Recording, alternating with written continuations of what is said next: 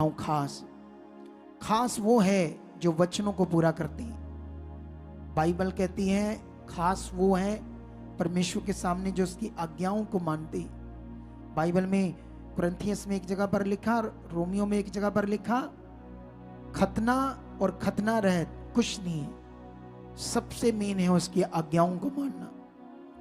तो इसलिए प्रार्थना करो, परमेश्वर आज का वचन, आज की समझ, आज के वचनों में जो मेरे लिए जीवन है, जो ज्ञान है, जो मेरे लिए खास करके ताड़ना है, समझ है, जो भी है परमेश्वर, उन वचनों में जीवन है।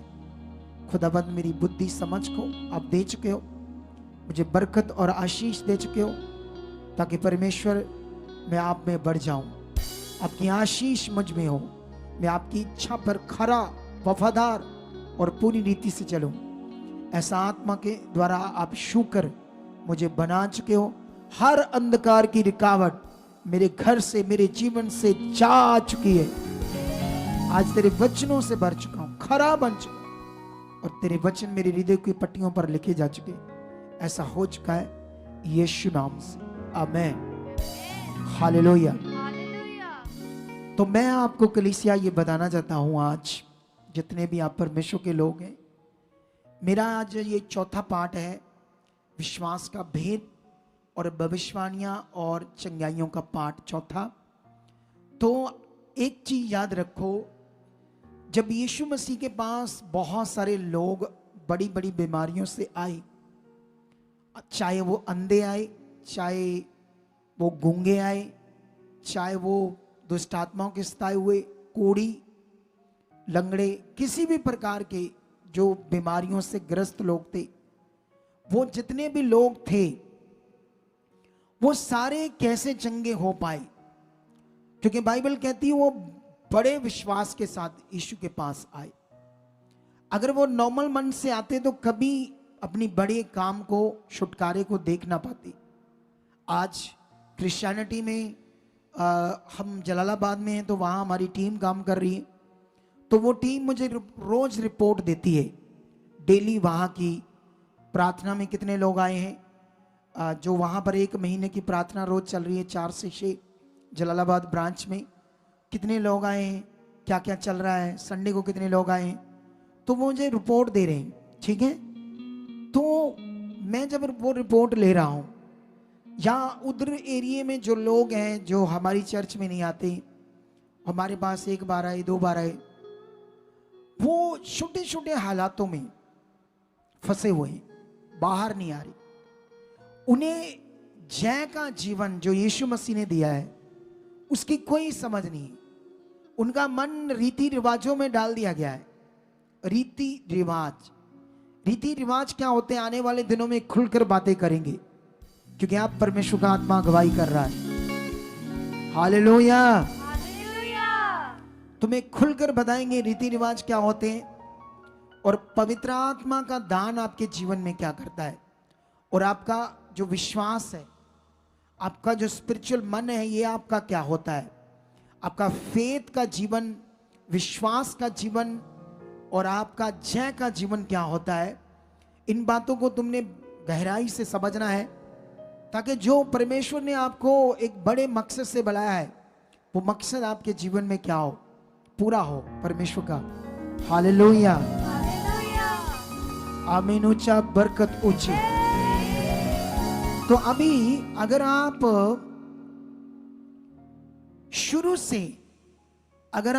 शुरू से जब मनुष्य को परमेश्वर ने बनाया, आदम को और उसकी पत्नी को, और बाइबल कहती है परमेश्वर ने उन्हें एक इंतजाम में रखा, उनके लिए एक प्रबंध किया, इंतजाम किया, उसका नाम था अदन वाटिका। और आप जानते हो वो परमेश्वर के इंतजाम में जब तक था, परमेश्वर के दिए हुए मार्ग पर, उसके कहे हुए वचन पर जब तक था, तो वो स्वर्ग जैसे जीवन जी रहा था, स्वर्ग जैसे। हालेलुया, स्वर्ग जैसे। अदन वाटिका में जो जीवन था, परमेश्वर ने उन्हें जो जीवन में रखा था, वो बहुत यूनिक और अद्भुत जीवन था। लेकिन परमेश्वर ने उन्हें जो आज्ञाएं दी थी, जब तक वो उन आज्ञाओं पर बने हुए थे, तब तक वो स्वर्गीय जीवन में, स्वर्ग स्थान के नियम जैसे जीवन में अच्छे से, खुशी से, आनंद से जीवन जी रहे थे।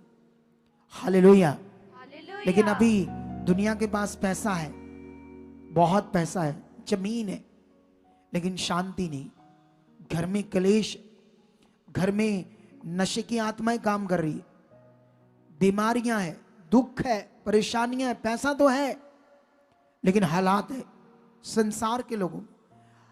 यीशु मसीह में जो लोग हैं उनके लिए ये जीवन नहीं है। उनके लिए एक बड़ा इंतजाम है दोबारा परमेश्वर का, जो आज लोगों को अपने इस इंतजाम के बारे में अच्छे से लोगों को नहीं पता। हम कुछ ही मिनटों में इस बात को क्लैरिटी लेंगे ताकि हम अपने राइट फेथ को बनाएं परमेश्वर के साथ।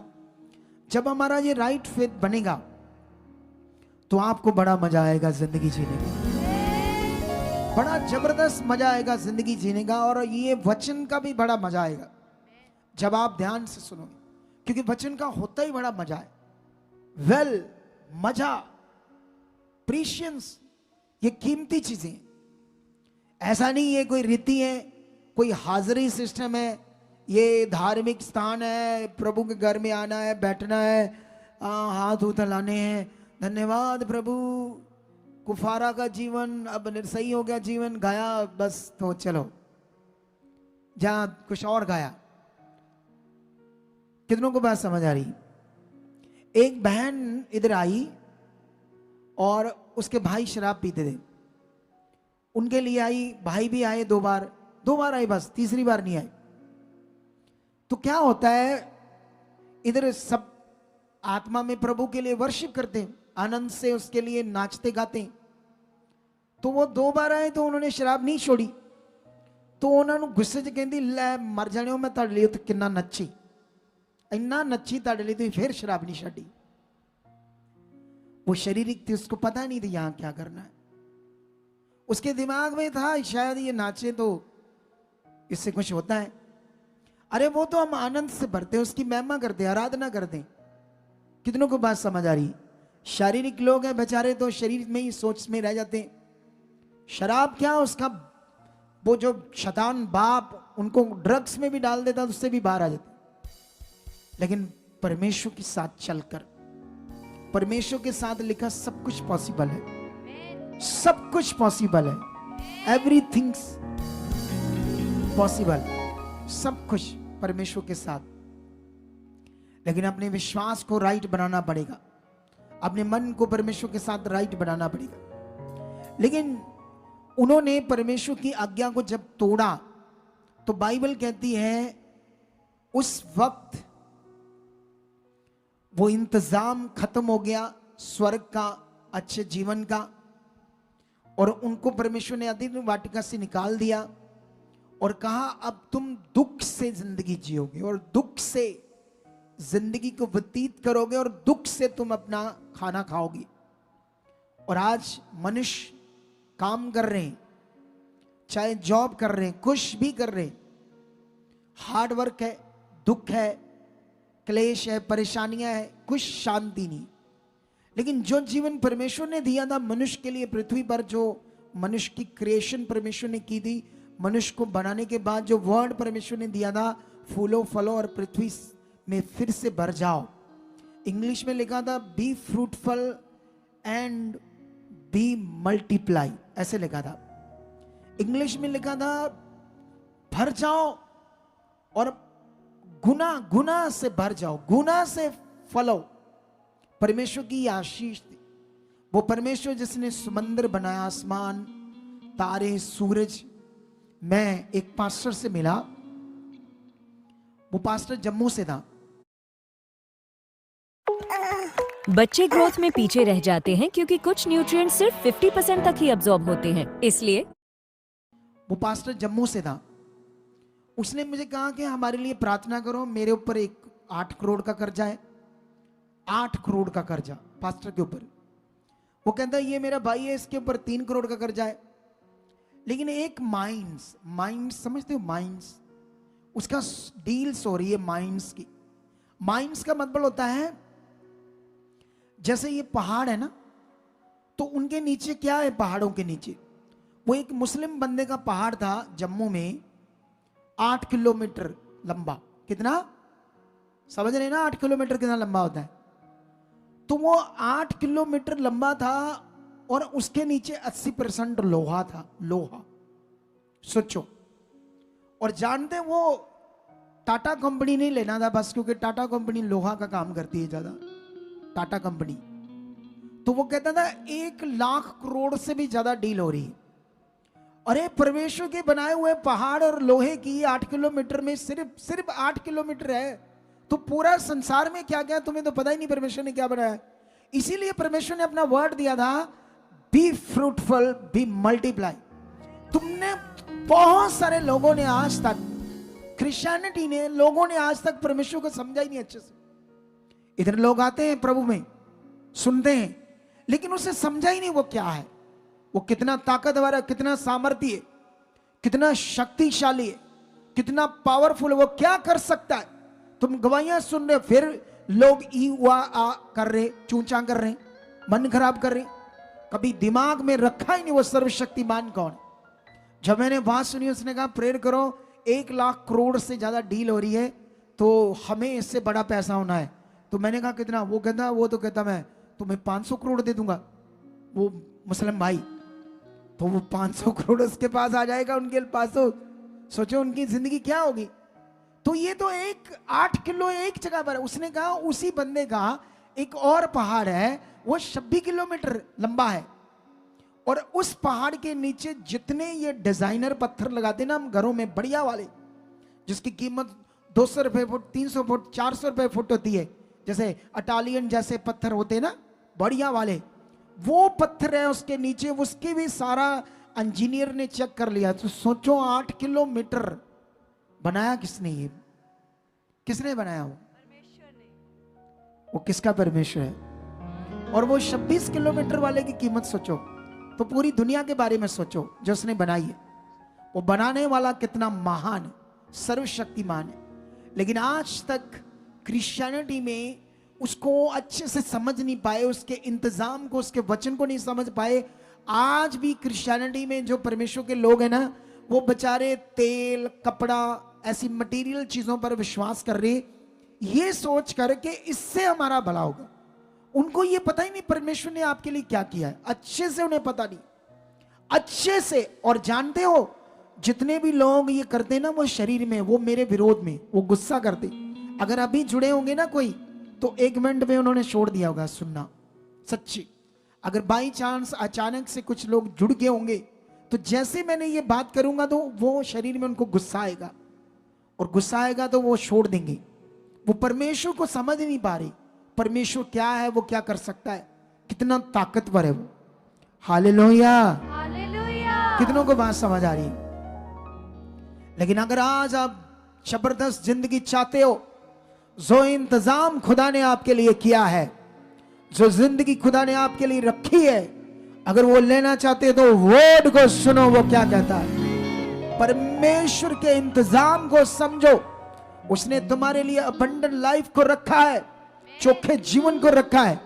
अच्छा, बाइबल में ऐसे क्यों लिखा कि यीशु मसीह ने कहा, मैं इसलिए, यीशु ने कहा चोर इसलिए आता है चोरी करने, घात करने, नष्ट करने, मैं इसलिए आया हूं कि वह जीवन पाए और बहुतायत से पाए। यीशु मसीह ने ऐसे क्यों कहा कि मैं इसलिए आया कि वह जीवन पाए और बहुतायत से पाए? तो यीशु पृथ्वी पर आने का मकसद था इंसानों के लिए, जो उनकी बेकार जिंदगी, जो नाशित जिंदगी, जो शैतान ने गंदी जिंदगी दे देती है दुनिया को, उस जिंदगी से निकाल कर उन्हें अच्छा जीवन, चोखा जीवन दूं। हालेलुया। कितने लोगों को बात समझ आ रही है? अगर चोखा जीवन चाहते हैं तो चोखे जीवन का वचन तुम्हारे अंदर होना चाहिए। जितना तुम्हारे अंदर वचन होगा, फिर रियल अनॉइंटिंग तुम्हारे अंदर होगी। जिसको हम अनॉइंटिंग बोलते हैं ना, वो अनॉइंटिंग वचनों में है, वो अनॉइंटिंग पवित्र आत्मा के द्वारा है, वो मटेरियल के द्वारा नहीं है, वचन के द्वारा है। इसको तुमने सीखना है। लेकिन अभी अगर आप यीशु मसीह का आना, अगर यीशु मसीह के बारे में समझोगे आप लोग, जैसे पहले मनुष्य के द्वारा, रोमियो में लिखा मौत आई, लिखा है ना रोमियो में, कि पहले मनुष्य के द्वारा क्या आई? मनुष्य के अंदर मौत।